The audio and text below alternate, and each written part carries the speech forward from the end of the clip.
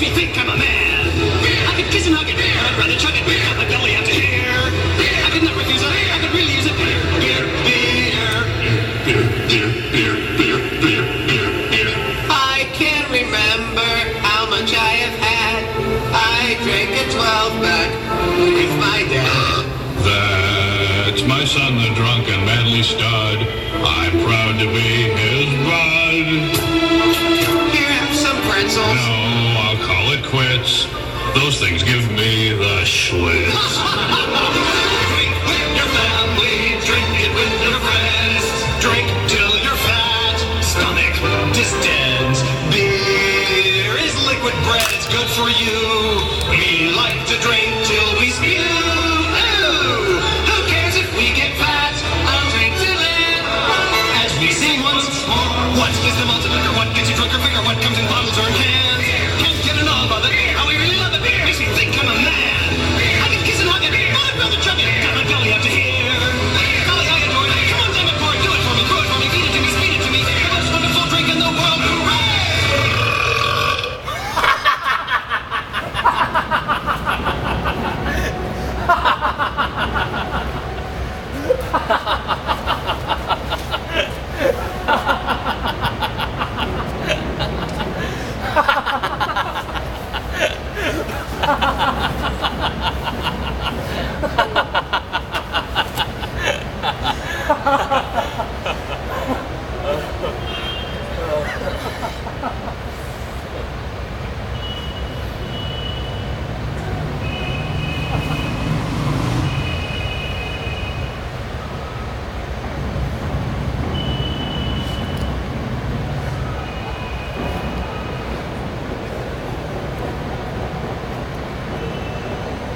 अगर आप चाहें तो इस पेज पर आ सकते हैं।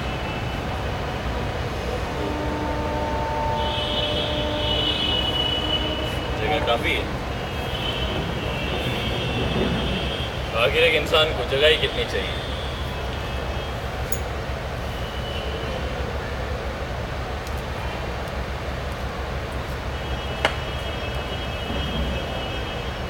नहीं, मुझे कोई तकलीफ नहीं होगी।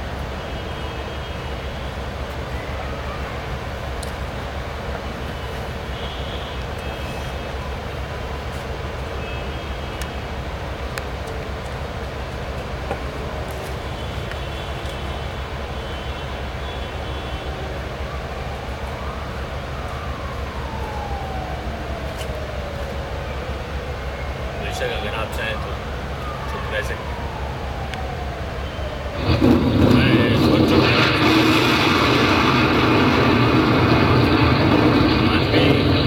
बात कर सकता है और एक किलोमीटर इसे बहुत कम लोग समझते हैं। मैं ये वर्षों से करता हुआ आ रहा हूँ। अरे आप अभी नहीं समझेंगे, आप अभी जवान है। आपकी उम्र में चुप रहने का मतलब चुप रहना और बात करने का मतलब बात करना, दोनों बातें एक साथ नहीं हो सकती। आप छोटे मत से भी रहे हैं।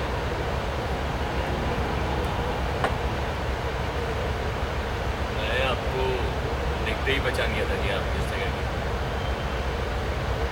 इस घड़ी यहाँ जो लोग आते हैं उन सबको मैं पहचानता हूँ। उनसे आप कोई बात नहीं कर सकते, उन्होंने पहले ही बहुत पी रखी। वह यहाँ आते अपनी आखिरी बियर के लिए, दूसरे पब बंद हो जाते हैं और वह कहीं और जा नहीं सकते। बहुत जल्द इस बीच बाहर सड़क ट्राम में कई बार तुमने उठाकर मुझे घर पहुँचाना। बेशक अगले दिन तो वो मुझे पहचानता ही नहीं है।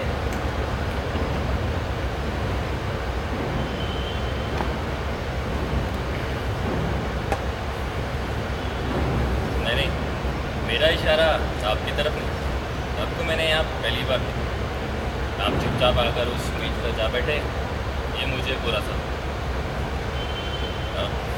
घबराए नहीं, मैं अपने आप को आप पर छोड़ूंगा। हम दोनों एक दूसरे के साथ साथ बैठकर वही अपनी अपनी भीड़ पर अकेले रह सकते।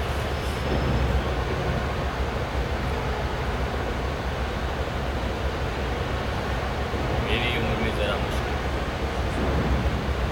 कि हर बूढ़ा आदमी थोड़ा बहुत डरा हुआ था। धीरे धीरे बूढ़ा होना में एक अलग ही मजा, बहुत बड़ा ग्रेस आदमी के बस में वह अपने आप नहीं। बूढ़ा होना एक कला है जिसे काफ़ी मेहनत से सीखना है।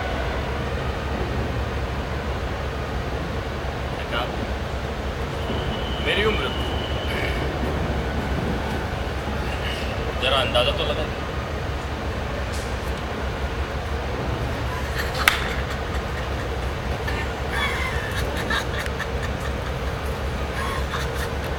अरे नहीं जनाब, आप तो मुझे ऐसे ही खुश करने की कोशिश कर रहे हैं।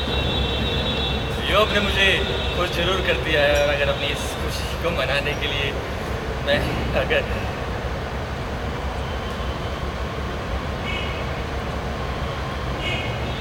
एक बियर और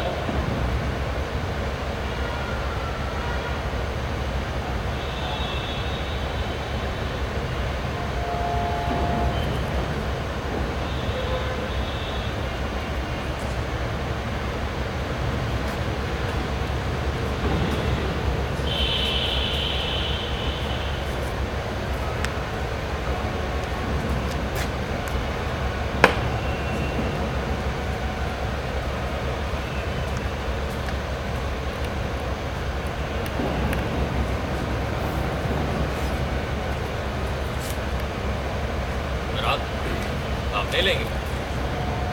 नहीं, मैं जिद नहीं करूँगा। हर आदमी को अपनी ज़िंदगी और शराब चुनने की आज़ादी होनी चाहिए। दोनों को सिर्फ एक बार चुना जा सकता है। बाद में तो हम इसे सिर्फ दोहराते हैं, जो एक बार पी चुके हैं और जो एक बार जीत चुके हैं।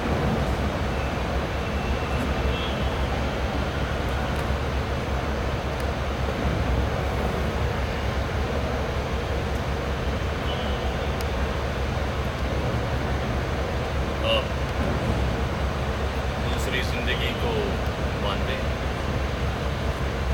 मेरा मतलब है मौत के बाद की।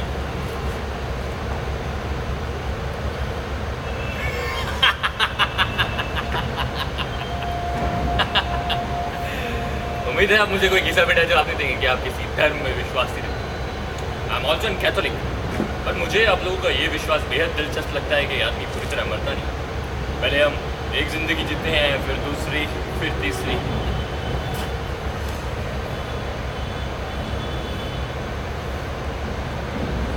अक्सर रात के समय में इस समस्या के बारे में सोचता हूं। आप जानते हैं, मेरी उम्र में नींद आसानी से नहीं। नींद के लिए चाहिए छटांग पर लापरवाही और आधी छटांग पर। अगर आपके पास दोनों चीज़ें नहीं है तो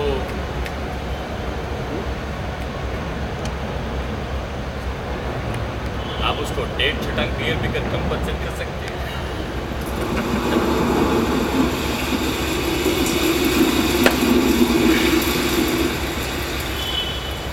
इसलिए मैं हर रोज़ आधी रात के वक्त यहाँ चला आता हूँ, पिछले 7 सालों से लगातार। मैं थोड़ा बहुत सोता जरूर हूँ, लेकिन 3 बजे के आसपास मेरी नींद टूट जाती है। उसके बाद मैं घर में बिल्कुल अकेला नहीं रह सकता। रात के 3 बजे एक भयानक घड़ी है। 2 बजे लगता है कि अभी रात है, और 4 बजे सुबह है। 3 बजे आपको लगता है कि आप ना इधर है ना उधर। हमेशा लगता है कि अगर कोई मौत आने की घड़ी है तो सिर्फ यही घड़ी।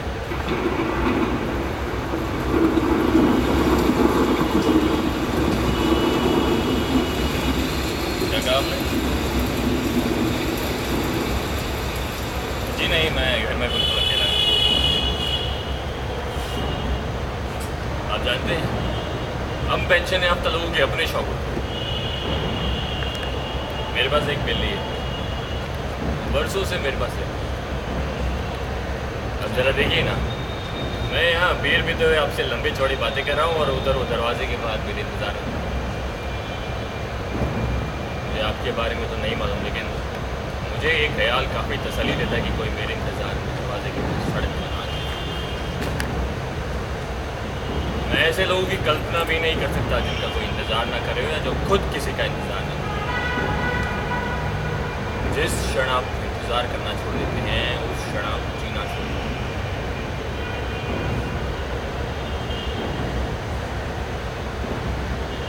बिल्लियाँ काफ़ी देर तक और सब्र के साथ इंतज़ार करती हैं, इस लिहाज से औरतों की तरह, लेकिन सिर्फ इस लिहाज से नहीं कि औरतों की तरह उनमें अपनी तरफ खींचने और आकर्षित करने की एक असाधारण ताकत रहती है।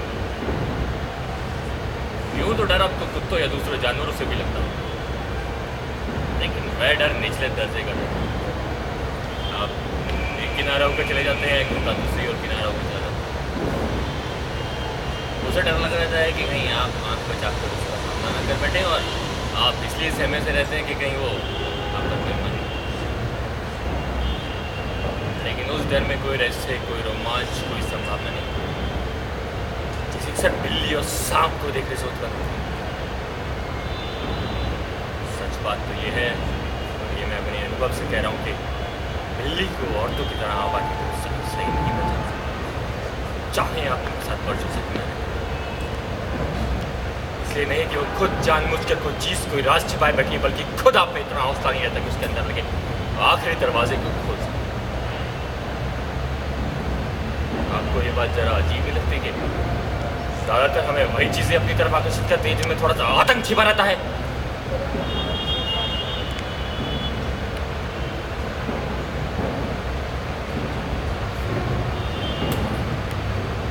एक बियर और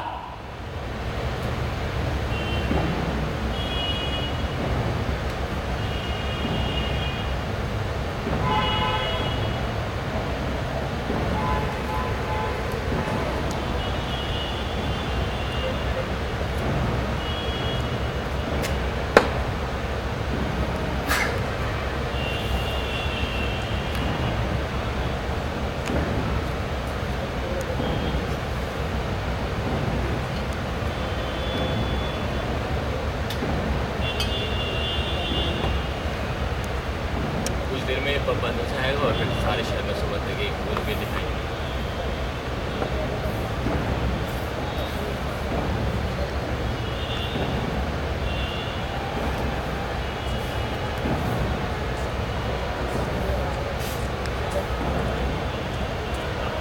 नहीं, मैं पीने की सीमा जानता हूँ।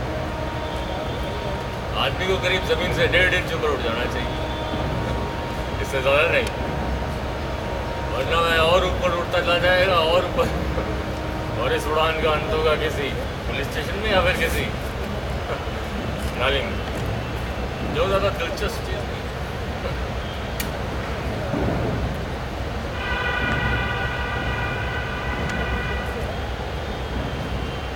इतनी चेतना अवश्य रहनी चाहिए कि आप अपनी चेतना में माचिस की तीली की तरह चलते हो। जब 9 उंगलियों के पास सड़क आए तो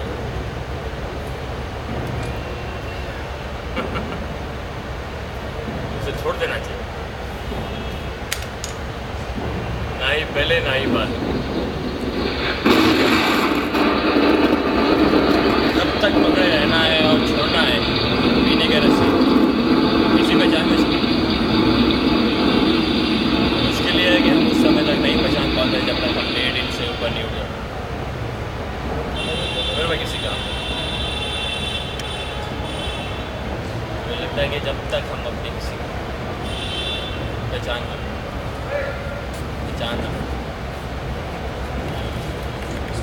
लेकिन हमें पहचान तभी आती है जब हम पहचान की करें। मुझे बुरा नहीं लगेगा अगर आप मेरी इन बातों को हंस कर टाल देंगे। मैं खुद कभी कभी कोशिश करता हूँ कि इस आशा के साथ रहना सीखूं, कई चीज़ों को ना जानते ही अपने आप को सुरक्षित करने का रास्ता।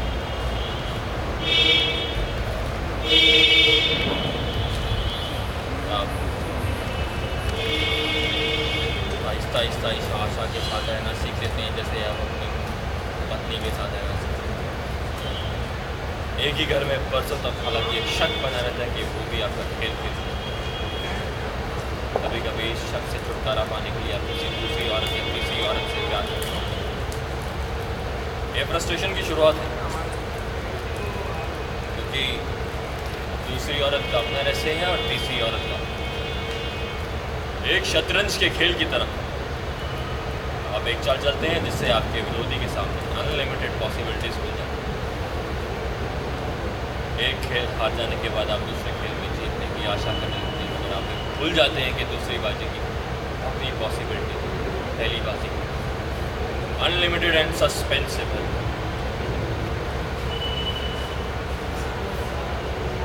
देखिए, इसलिए मैं कहता हूँ ज़िंदगी में चाहे आप कितनी औरतों के साथ संपर्क में हो, मगर असल ज़िंदगी में आपको सिर्फ एक औरत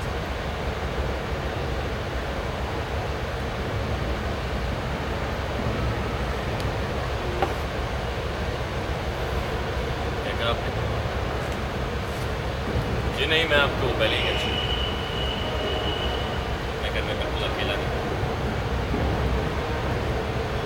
जी हाँ, I'm married. My wife, she's dead. ऐसा मेरा अनुमान।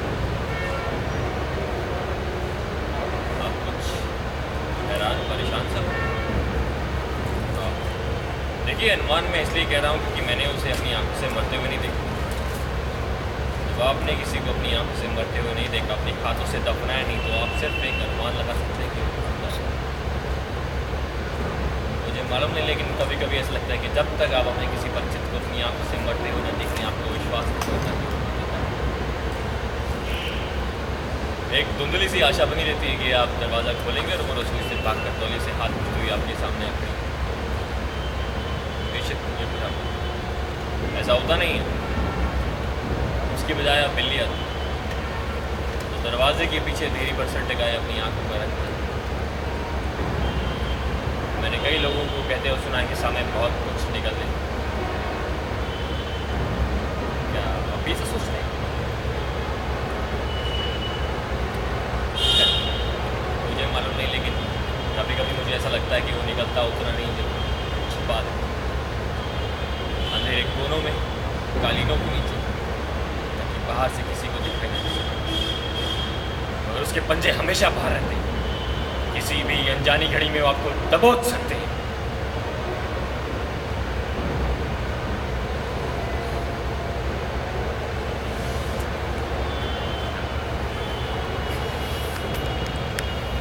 शायद मैं भटक रहा हूँ। बीयर पीने का तो एक सुख है कि आप रास्ते से भटक जाते हैं और एक ही दायरे के इर्द गिर्द चक्कर लेते हैं।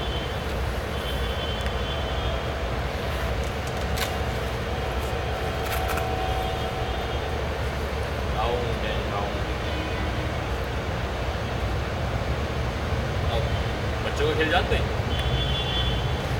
जिसमें वो एक दाना बना के बैठ जाते हैं और उनमें से एक बच्चा हाथ में रुमाल लिए उस दायरे के चक्कर लगाता रहता है। क्या आपके देश में खेला जाता है? देखिए ना जनाब, हम दोनों एक दूसरे से चाहे कितने ही अलग हैं, लेकिन बच्चों के खेल हर जगह एक जैसे से रहते।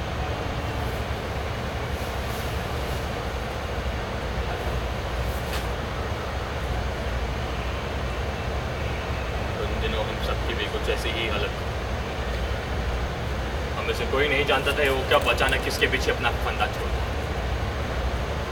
हमें से हर एक आदमी एक भयभीत बच्चे की तरह बार बार पीछे मुड़कर देखा करता था कि कहीं वो उसके पीछे तो नहीं।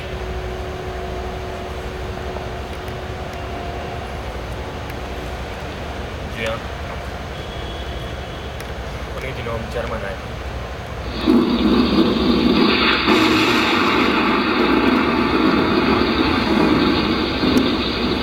मैं जब घर पहुंचा तो उसे ले जा चुके थे। 7 सालों की मैरिड लाइफ में ये पहला मौका था जब मैं खाली घर में घुसा था। दूसरे घरों के पड़ोसी मुझे अपनी अपनी खिड़की से झांकते हुए देख रहे थे। स्वाभाविक भी था, मैं खुद ऐसे लोगों को अपनी खिड़की से झांक कर देखा करता था जिनके रिश्तेदारों को गेस्टापो पुलिस पकड़कर बंद गाड़ी में ले जाया करती थी।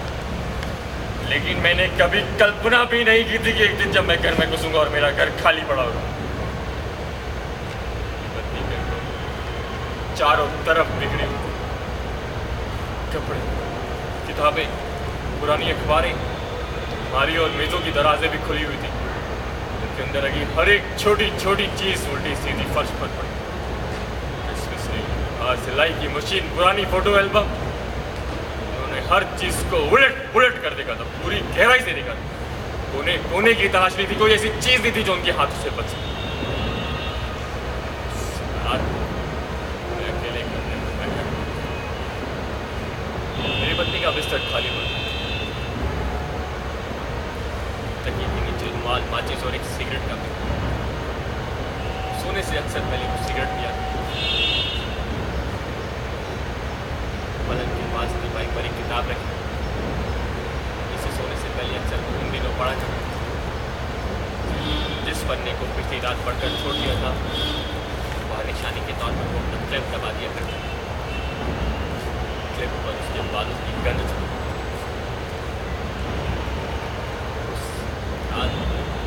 अकेले कमरे में अपनी पत्नी की चीजों के बीच बैठा रहा, और आखिर मेरी पत्नी ही क्यों?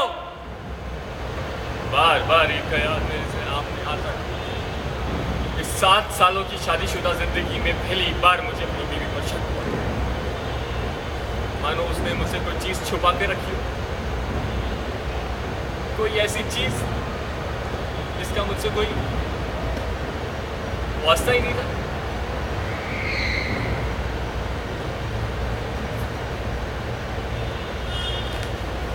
बाद में मुझे पता चला कि गेस्टापो पुलिस काफ़ी दिन से उसकी तलाश में थी। उसके पास से कुछ इलीगल पैम्फलेट और पर्चियाँ मिली थी, जो उन दिनों अज्ञात रूप से लोगों में बांटी जा रही थी। जर्मन ऑफिसर की आंखों में सबसे बड़ा अपराध था। पुलिस ने खुद सब चीज़ें मेरे कमरे में से कर, और खुद मुझे उनके बारे में कुछ भी मालूम नहीं। रात से पहले हम एक ही कमरे में सोते थे, प्यार करते थे, और उसी कमरे में कुछ ऐसी चीजें थी जो उसका रहस्य थी, मेरा नहीं।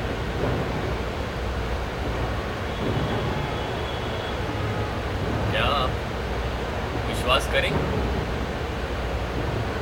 वो मेरी पत्नी को मुझसे अधिक जानते थे, अधिक जानते।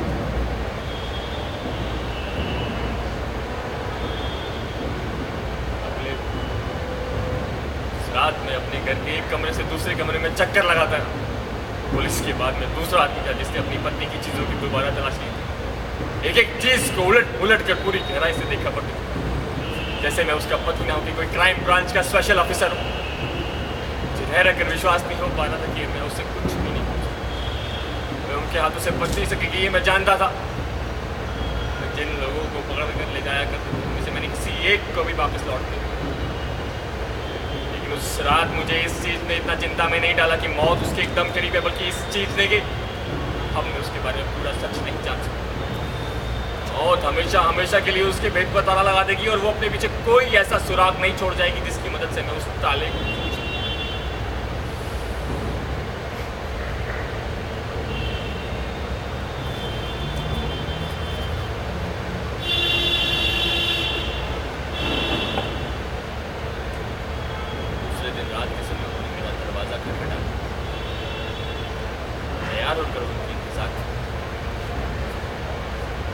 मालूम था वो लोग आएंगे।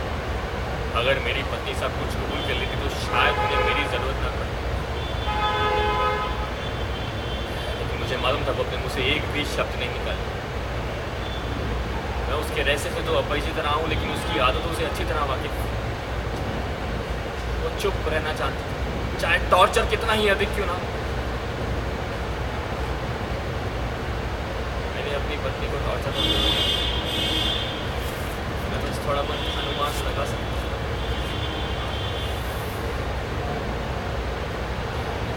प्रश्न दोनों से पूछा, बिल्कुल साफ था। क्या मैं श्रीमती का पति हूँ? उनके सिर्फ इस सवाल का उत्तर मैं हाँ में दे पाया। बाकी सारे सवाल मेरी समझ से परे थे, किंतु वो मुझे आसानी से छोड़ने वाले नहीं। उन्होंने मेरी इस बात को हंसी में टाल दिया जब मैंने उन्हें कहा कि मैं अपनी पत्नी की एक्टिविटीज के बारे में कुछ नहीं जानता। मुझे एक अलग सेल में ले गए। पूरे हफ्ते दिन रात वो मुझसे एक ही तरह के सवाल अलग अलग ढंग से पूछते रहे। क्या कुछ मैं अपनी पत्नी के बारे में जानता हूँ, वो कहाँ जाती थी, किन लोगों से मिलती थी, किस आदमी ने उसे लीफलेट दिए। मुझसे किसी भी तरह का उत्तर खींचने के लिए जो तरीके वो अपनाते थे उन्हें मैं आपसे बयान भी नहीं कर सकता। वो मुझे तब तक पीटते थे जब तक मैं अपनी चेतना नहीं खो देता था।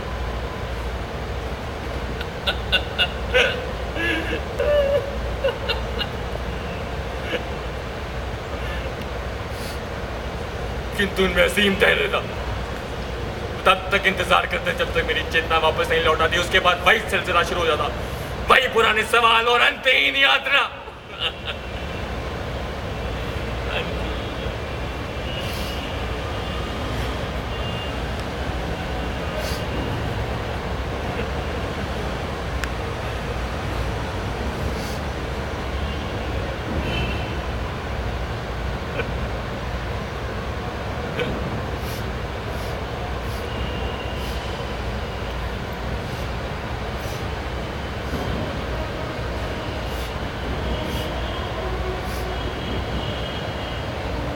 उसे ना पकड़ते तो जिंदगी भर मैं यही सोचता कि मेरी पत्नी भैया जिसे मैं जानता हूँ नहीं भी जानता। मैं लड़ाई के अंतिम दिन था। गेस्टापो अपने शिकार को जल्दी से हाथ से जाने की नहीं चाहती। मेरी पत्नी ने आखिर तक कुछ भी कबूल नहीं किया। पहली रात जब मैंने अपनी पत्नी को उसके कमरे में नहीं पाया तो मुझे काफी निराशा हुई। मुझे लगा उसने मुझे अंधेरे में रखकर चीट किया। बार बार ये ख्याल मुझे पागल करता रहा कि खुद मेरी बीवी ने मुझे अपना विश्वास पात्र बनाना ठीक नहीं समझा। लेकिन बाद में गेस्टापो के सामने पेन और टॉर्चर के उन भयानक पलों से गुजरते हुए मैं अपनी पत्नी के प्रति ग्रेटफुल हो जाता था कि उसने मुझे कुछ कहा नहीं। उसने मुझे एक तरीके से बचा लिया था उसने मुझे।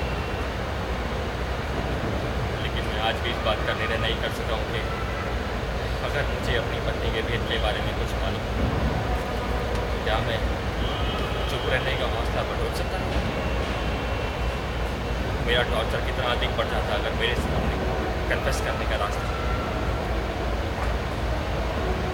आप मजबूरी में तो बड़े से बड़ा टॉर्चर सह सकते हैं, लेकिन अगर आपको मालूम हो आप किसी भी पल उस टॉर्चर से छुटकारा पाए, चाहे आपको उसके लिए अपनी पत्नी या अपने भाई के साथ विश्वासघात क्यों ना करना पड़े, टॉर्चर की एक सीमा के बाद क्या आपको रास्ता नहीं अपना लेंगे?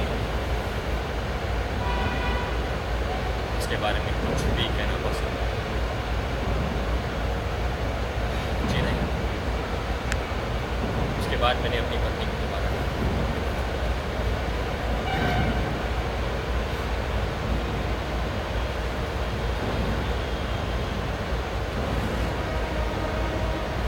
एक दोपहर जब मैं लौट रहा था, मेरी निगाह उस पोस्टर पर जा जो उन दिनों शहर की दीवारों पर चिपका दिया जाता जिस पर 30-40 नाम जिन्हें पिछली रात गोली मार दी।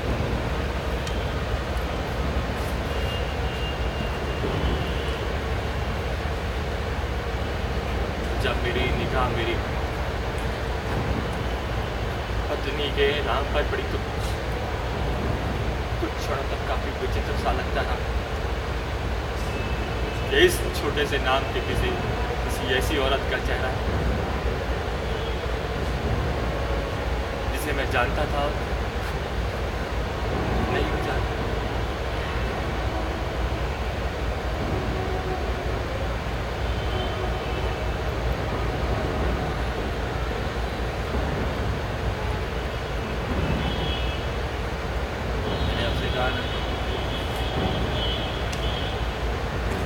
जब तक आप अपने किसी को बढ़ते हो आपको विश्वास नहीं होता कि वो जिंदा नहीं।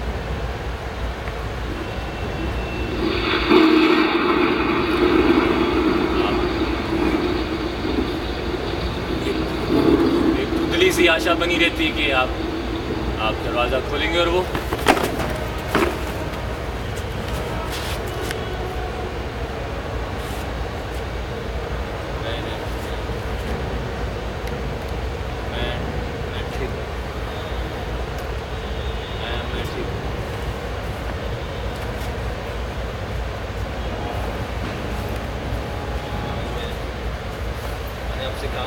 साथ आने की आपको कोई ज़रूरत नहीं है।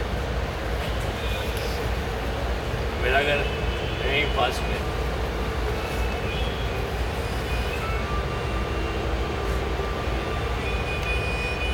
मैं अपने पीने की सीमा जानता हूँ। मैंने आपसे कहा ना 1.5 इंच ऊपर।